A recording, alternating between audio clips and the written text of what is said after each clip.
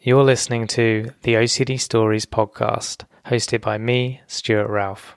The OCD Stories is a podcast dedicated to raising awareness and understanding around obsessive-compulsive symptoms. I do this through interviewing inspired therapists, psychologists, and people who have experienced OCD. Welcome to the OCD Stories. And welcome to episode 375, and in this one I got back on Dr. Steven Phillipson. Steven is a licensed clinical psychologist and of course has been on the show many times before. We discuss why all spikes of OCD are created equal, the different spike themes Steve has found that may respond differently to therapy. We talk themes of OCD including olfactory obsessions, metaphysical contamination, responsibility, just right, relationship, existential, and OCD staring. Steve shares his proof of an OCD god. This is of course not literal, this is his kind of joke on it, but listen to find out more about what he means by this. And then we talk about PTSD from the initial onset of OCD. And as you know, NoCD partner with us on the podcast, and they've recently done another collaboration with Howie Mandel. So I've pulled the audio with their permission and I'm going to play it for you now. And if you want to find out more about NoCD, you can click the link in the episode description. Some personality quirks are really funny. Like, I talk to my left foot more than I talk to my right. You know what's not funny and not a personality quirk? OCD. Although the term OCD is widely recognized, it's misunderstood by most people. It doesn't mean being tidy or clean. It's having obsessive fears, thoughts, and urges. You question your character. You question your safety. That's OCD. Breaking the OCD cycle takes effective treatment. Go to nocd.com to learn more. And thank you to all of our Patreons for supporting our work. This podcast episode is available as a video recording on our Patreon and includes bonus questions to my guest. To sign up to our Patreon and to check out the other benefits you'll receive as a patron, please see the link in the show notes. So thank you to Steve, as always, for coming on. I appreciate his insight and wisdom. Thank you so much to you guys for listening. As you know, it means a lot to me. And without further ado, here is Steve. Welcome back to the show, Steve. As always, Stu, it's a pleasure to be here.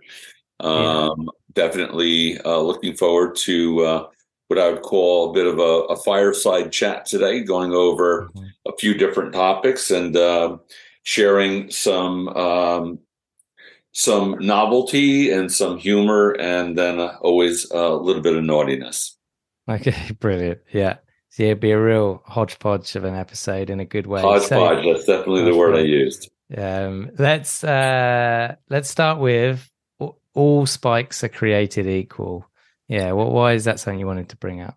That's a really important topic because so many people try to differentiate spike themes as if there are important differences within spike themes. And it's really important to keep in mind that almost all of the themes within OCD exist within the non-OCD population, that humans in general, have these variety of associations. And that the only difference when I think about running over a lady pushing a pram, as you guys would say, baby carriage is our term for it. So when my brain tells me to step on the gas and run them over, it's just sort of a 2-second funny little event that my brain shares. But someone with harm OCD, their brain is associating that thought with a very tremendous emotional signal. And obviously the last time we met, we went over the different emotions, but it is important to kind of reiterate that these themes are completely meaningless other than the emotional distress that the brain marries to them. So, comparing like harm OCD to pedophile OCD or metaphysical OCD, that really there is no kind of specialized spike in terms of them representing any differences in a person's character or nature, other than that the brain just makes them feel relevant and legitimate.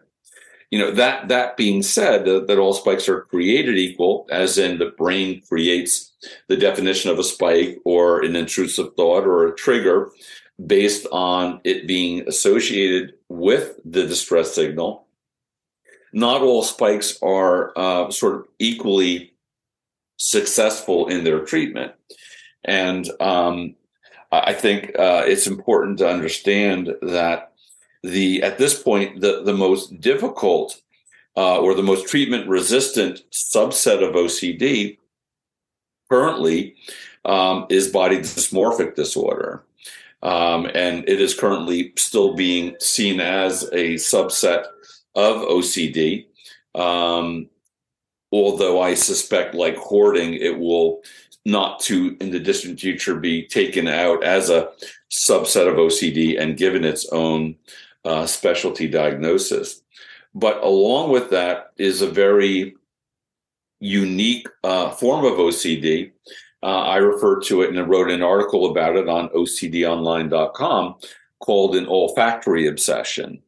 And an olfactory obsession is where a person has a strong conviction that some part of their body is emitting a very noxious, unpleasant odor, and that odor is offending those around them. And so people's predominant concerns involve bad breath, an underarm smell, or some type of a noxious odor from their groinal region. And you can use your imagination which orifices might be, emitting those toxic smells.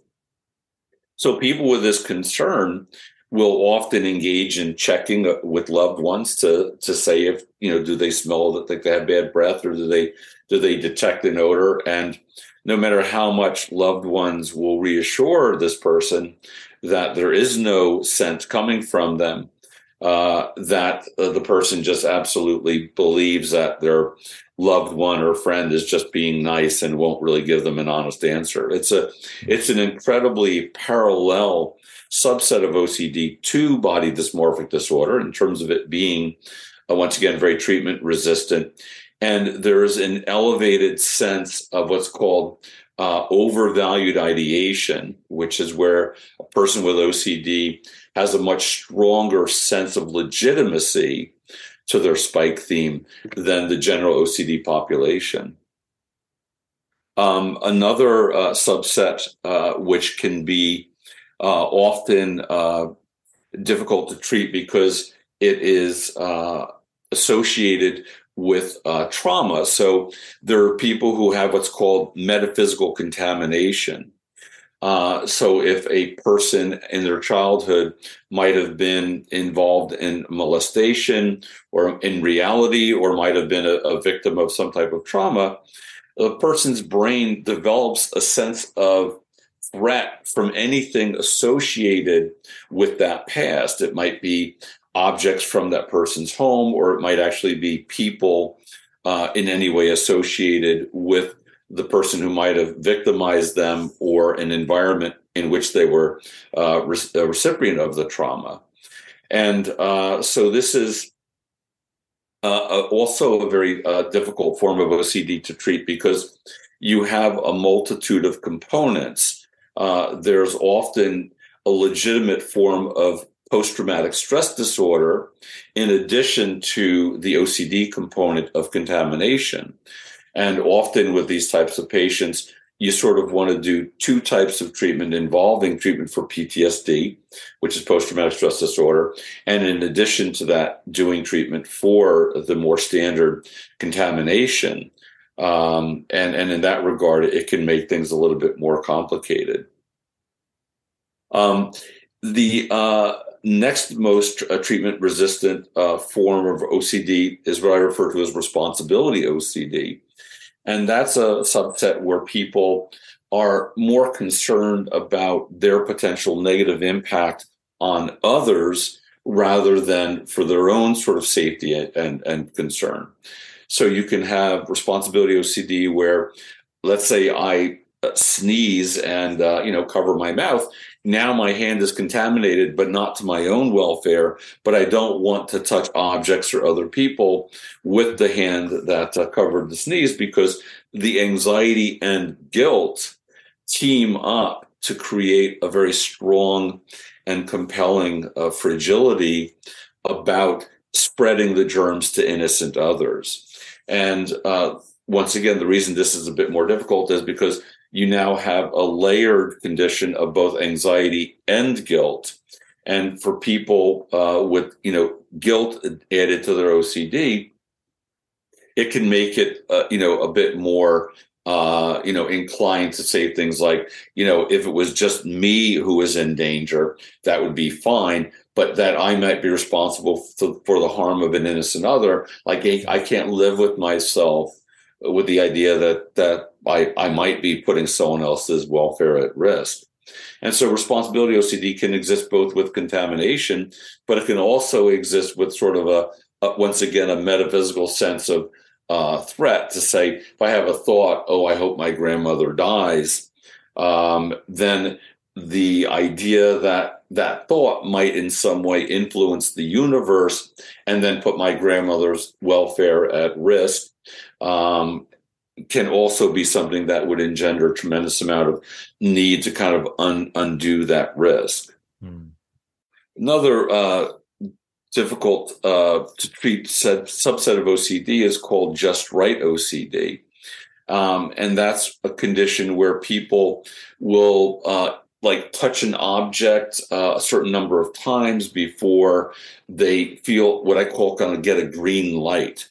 So a person will, place an object on a table and their brain will say, no, that didn't get it. That didn't lock in a sense of correctness. And so for you to liberate yourself from the distraction of not having succeeded in placing that object correctly, a person will place the object repeatedly or engage in some activity, dialing a number, watching their hands. And in this regard, it's not related to something negative happening. It's just related to the idea that I'm going to be distracted and feel compelled to give in to this repetition until the brain says, okay, now you've been released. Now you can kind of let go and move on in your life. So those are some of the more difficult subsets of OCD to treat. And some of the more confusing subsets of OCD, as you are well aware of, is to start with would be ROCD, where people are, preoccupied with certain characteristics of their partner. So ROCD standing for relationship OCD. Is the relationship correct? Do I love the person enough? And the reason that this can be so confusing for both the patient, family members, and even therapists is because, all relationships are complicated and have aspects of them that are challenging, so challenging that sometimes it is warranted that we end the relationship. But often the saving grace of this spike is the idea that the patient has the desperation to solve the question, am I in the right relationship? There's like a panic and a crisis in the moment of needing to get an answer, rather than, I think, when we are in a troubled relationship and we're giving consideration as to whether to stay in it, there tends not to be this need to know now component to it.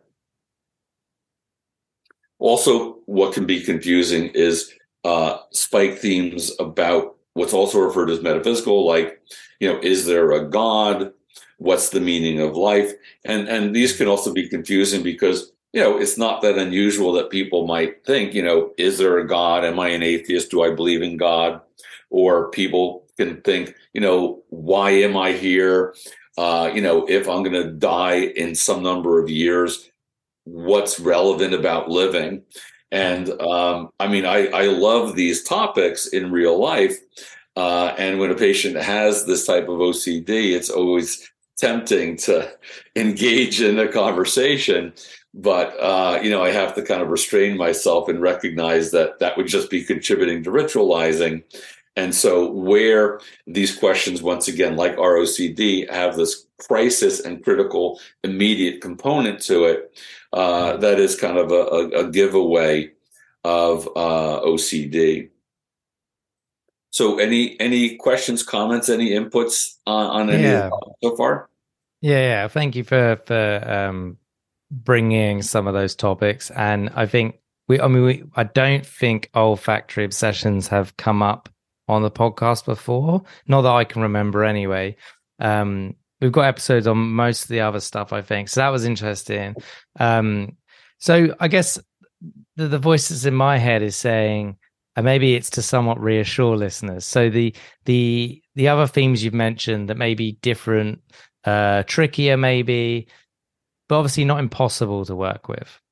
Correct. Yeah. They just have more complex layers.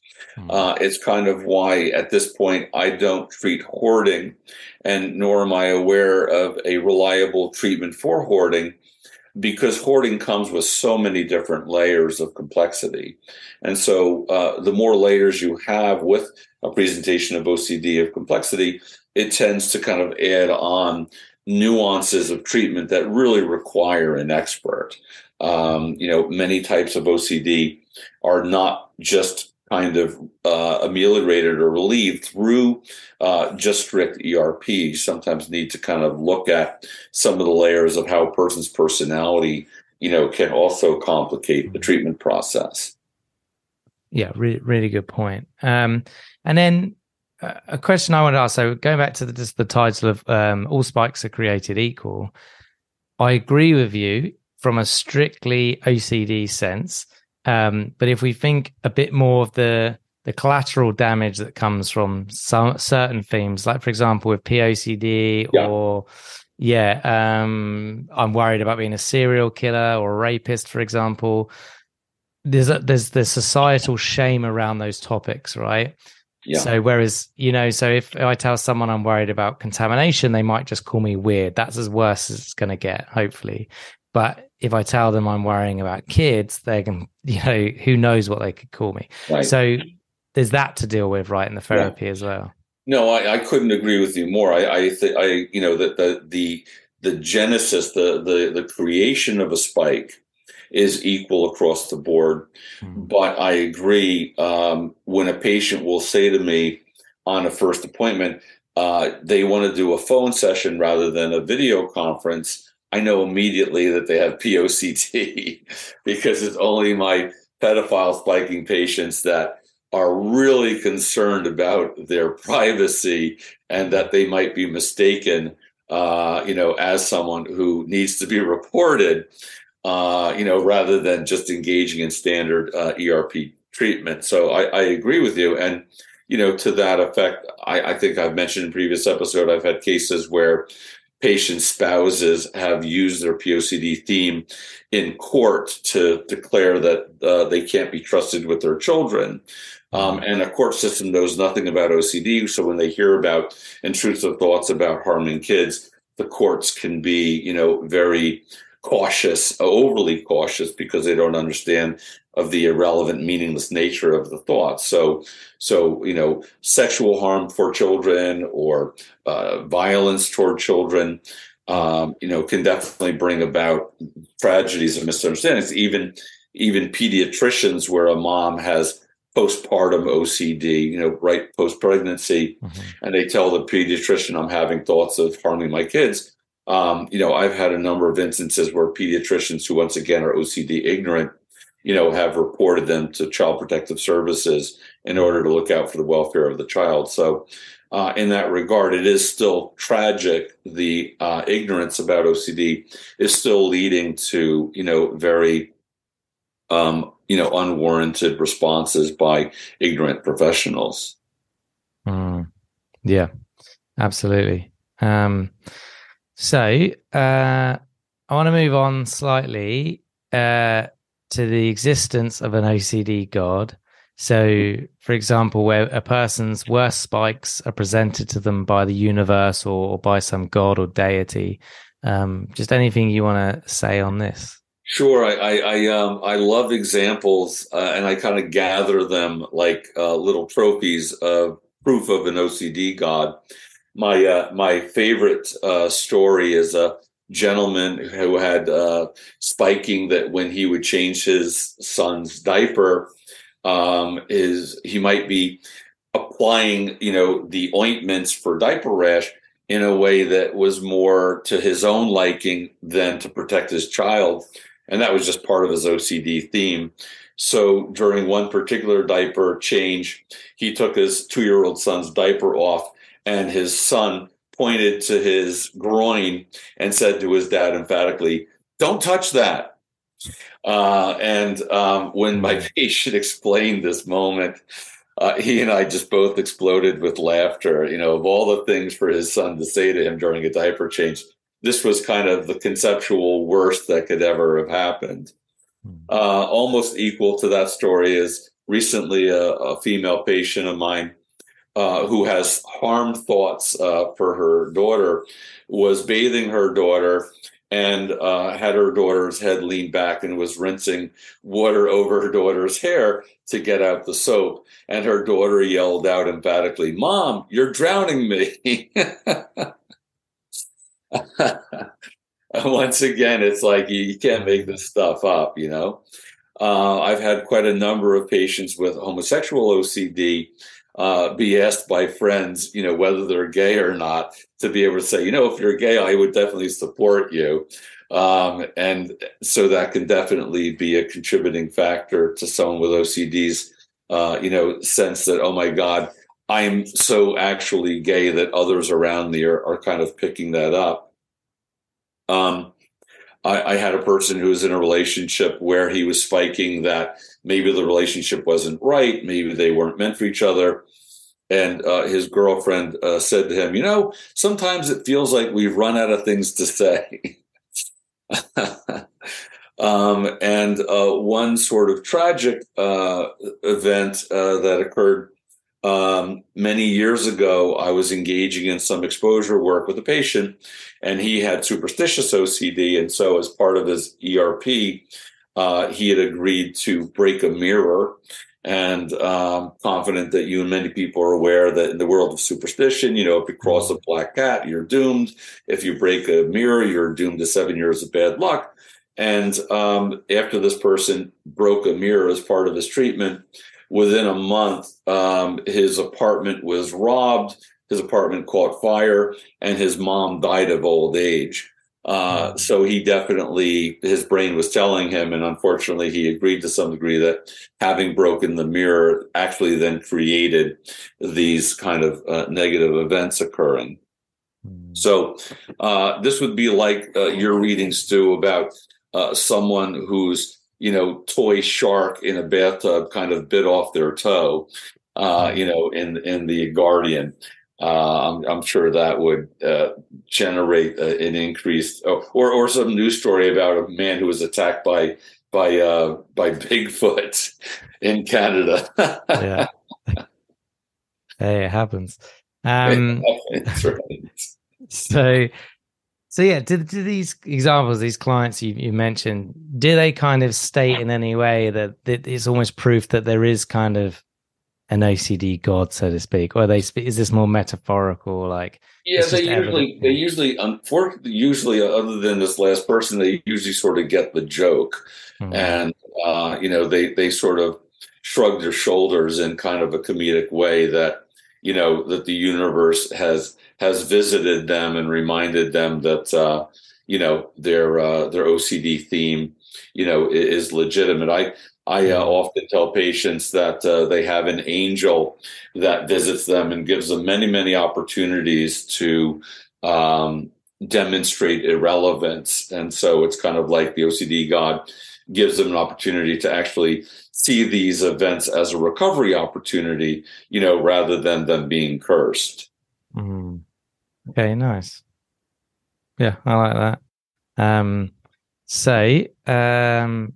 was going to ask on that question around kind of treatment considerations, but you've kind of said it there, I guess encouraging them to lean into it more when the universe, so to speak, is kind of saying this stuff. Obviously, I'm not necessarily saying the universe is saying it, but that's the way maybe we're interpreting it. Is it just keep leaning into it, see this as an opportunity for exposure, or is there anything else? Yeah, I often encourage patients to go on what I refer to as a spike hunt, meaning that they actually, voluntarily look for opportunities to engage in exposure. Just this week, I had a person who has gay OCD or HOCD. I told them that two gay men know that the other person's gay because they make 3 or more seconds of eye contact.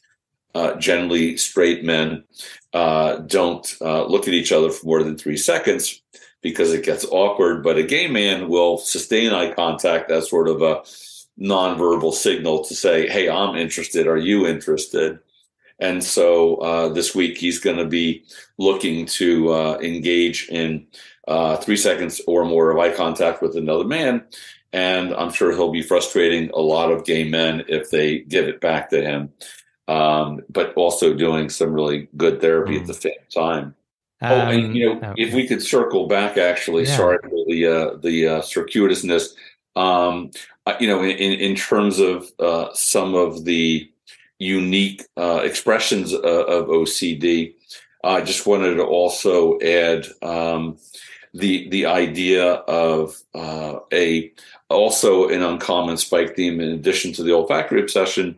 And that is, I sort of call it a noticing spike. In other words, I've worked with both male and female patients who their brain tells them that they're inappropriately looking at another person's either chest or groin, and that they shouldn't be noticing another person's chest or groin, that those are areas of the body that are sort of visually off limits. And so the spike generally has 2 components to it. Number one, that I'm a bad person for noticing a woman's chest or a man's groin or a woman's groin, or B is the idea that I've been caught noticing another person's, shall we say, private areas, and a person will engage in a tremendous amount of avoidance in order to kind of make sure that they're not violating the privacy of the recipient of their noticings, or that they're not going to even notice that the other person might be giving them a negative reaction.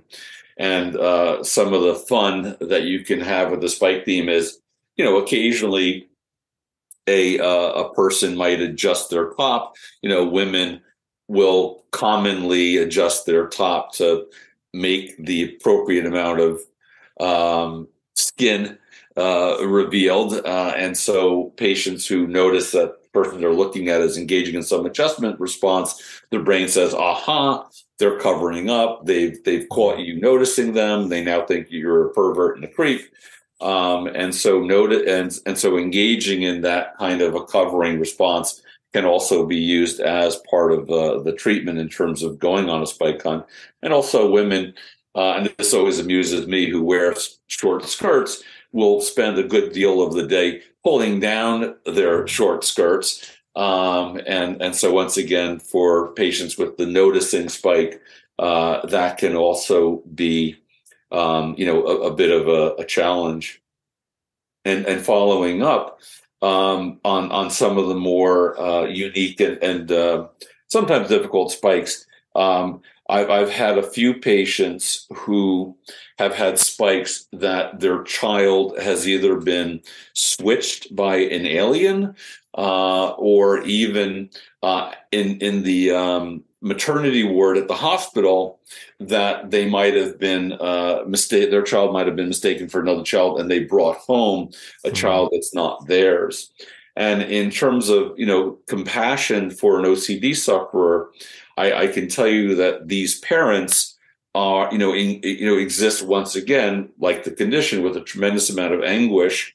Particularly a mother who is raising a baby that her brain says isn't her own. That can be extremely disquieting. Yeah. Also, I've worked with patients who have OCD But uniquely in the world of contamination, their brain says that the contamination is going to make them stupider.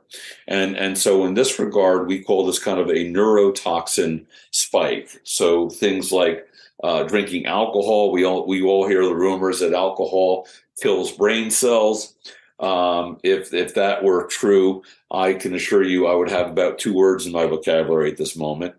So people with OCD can become very alcohol phobic to the idea that, drinking alcohol might make them stupider or diminish their mental faculties. Things like lead, even in wires, a lot of wires are made with lead in them. Even our crazy state of California gives warnings on the wires that you sell in California that the lead content might be hazardous to your health. Then things like mercury, which is also a neurotoxin. So even mirrors that are made with mercury, people can become very, very kind of phobic about. It's funny because many people with these kind of neurotoxin concerns are people who are actually extremely bright, and they actually are aware that they're extremely bright. And so therefore they become a bit kind of preserving or coveting of their own intelligence and are desperate to make sure that nothing has an adverse impact on that form of their intelligence. Yeah, nice. Yeah, thank you for those. And yeah, going back to the one where you were talking about where people were like staring at maybe someone's groin or butt or boobs or whatever it is, or even eyes or, any part. It doesn't have to be those parts of the body. It could be, staring at someone's ears or something. We have done an episode on that. So anyone interested in it's titled like OCD staring. I think I titled it. I'll put it in the show notes. But yeah, it doesn't get talked about much, that theme at all. I wasn't even aware of it until it was brought to my attention for that specific episode. And so, yeah, thank you for talking about it. So let's talk about PTSD, post-traumatic stress disorder, but in relation to the initial onset of OCD. So maybe where people have developed PTSD symptoms as a result of the initial onset of OCD. Sure. Many times when OCD is first encountered by a person, it's a very catastrophic event in a person's life. Many of my patients, I can identify the day and hour that their OCD kind of blew up on them. They went from living what they considered this kind of normal life or life without OCD. And then it's like, the brain takes over and creates this distracted preoccupation on these themes where, basically nothing else in life seems to have meaning. And so I've worked with quite a number of patients who look at the brain's capacity to kind of blow them up in and of itself as this incredibly dreaded and fearful capacity. So, a lot of times the initial phase of OCD is, overwhelming and incredibly distracting and disruptive. And then it kind of tails off into its kind of more plateaued effect. But people, are always looking at the possibility that their brain can bring them back to that point where things became, extremely depressed, and very, very disrupted. And so for a lot of people, their spike theme is the idea of even being depressed, going back to that level of anxiety.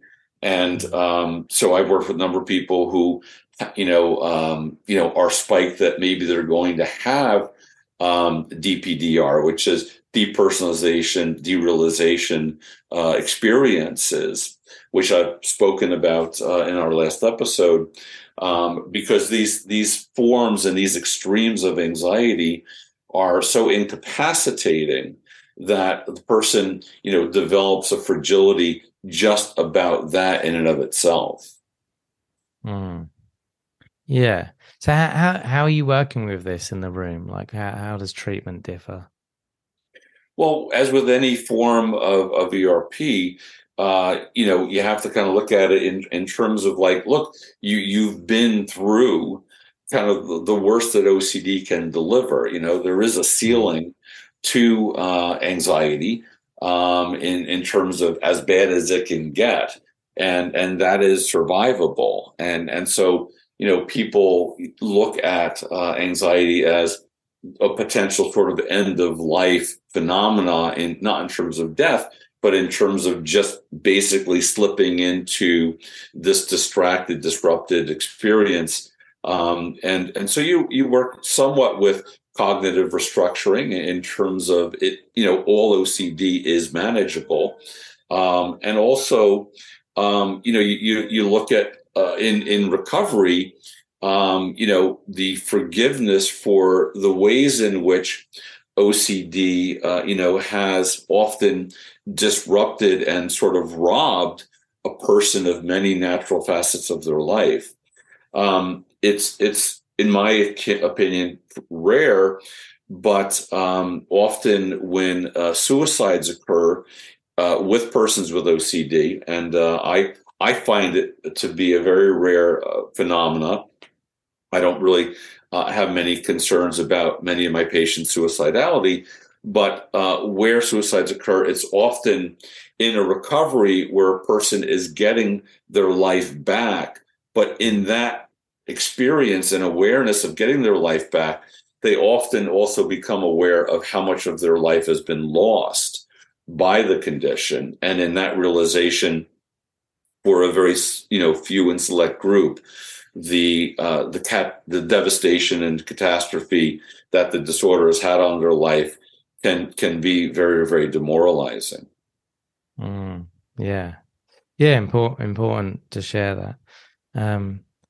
So, is there anything else you want to say on this area or this questioning? No, I think that covered it in that topic. Yeah, perfect. So obviously we've covered quite a few topics today. Is there anything else you want to say on any of those? Let's see. No, not on those three topics. I think I'm done with those three topics. Okay, cool. All right then. We're just anything else more generally you want to say on OCD while we got time? Yeah, I just want to reiterate that it's important that if a person goes for treatment for OCD, that they not go to a therapist that engages with cognitive restructuring for a very specific spike theme, to look at the irrationality, to ask questions like, what's the evidence that you might molest a child? What's the evidence that, you might harm someone? That questions like that just actually facilitate rumination and ritualizing to try to figure out that I'm not, capable. And I just want to say that, unfortunately, a number of therapists still use a cognitive restructuring approach on a topic that's based on a emotion driven condition that really has no language skills to it. So trying to dial down the brain's reactivity to these associations, through verbal reassurance or rational restructuring is not really a reasonable approach or, evidence that the person that you're working with is a qualified expert. Okay. Yeah.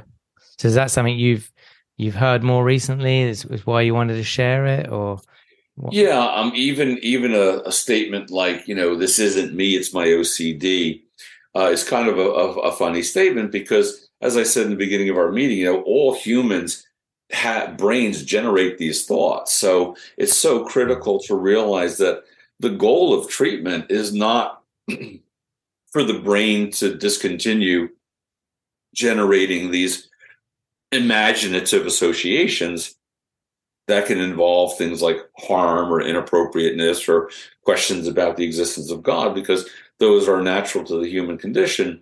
But it's the energy that accompanies them that's the real foundation of the condition. So, saying that, if I have a thought of harming someone, to say, oh, this isn't me, it's my OCD, I would say it's not me, it's my creative brain. And I can have a relationship with that brain material, as we've discussed before, that gives it absolute permission to generate any association that the brain machine, chooses to come up with. So I think that's such a critical point in terms of treatment and in understanding the condition, to make sure that people are reminded of it regularly. Good point. So is there anything else you wish you could have said or shared today on anything? I think I covered the majority of my notes and my inspirations. Good. Well, thank you for coming on and talking about, this wide range of topics. I'm sure there's something in there for everyone, and hopefully it's helped some people. My pleasure. Thank you for listening to this week's podcast, and thank you to our Patreons who helped make this episode possible. And if you would like to find out more about Patreon and the rewards and benefits, then there will be a link in the episode description. If you enjoy the OCD Stories podcast and would like to support us with a one-time tip/donation, please go to theocdstories.com/support. All tips, no matter how large or small, are greatly appreciated. Please subscribe and rate the show wherever you listen to the podcast. And thank you to NoCD for supporting our work. And if you want to find out more about NoCD, head to go.treatmyocd.com/theOCD stories or click the link in the episode description. And quick disclaimer, guys, this podcast is not therapy. It is not a replacement for therapy. Please seek treatment from a trained professional. And until we speak, take care.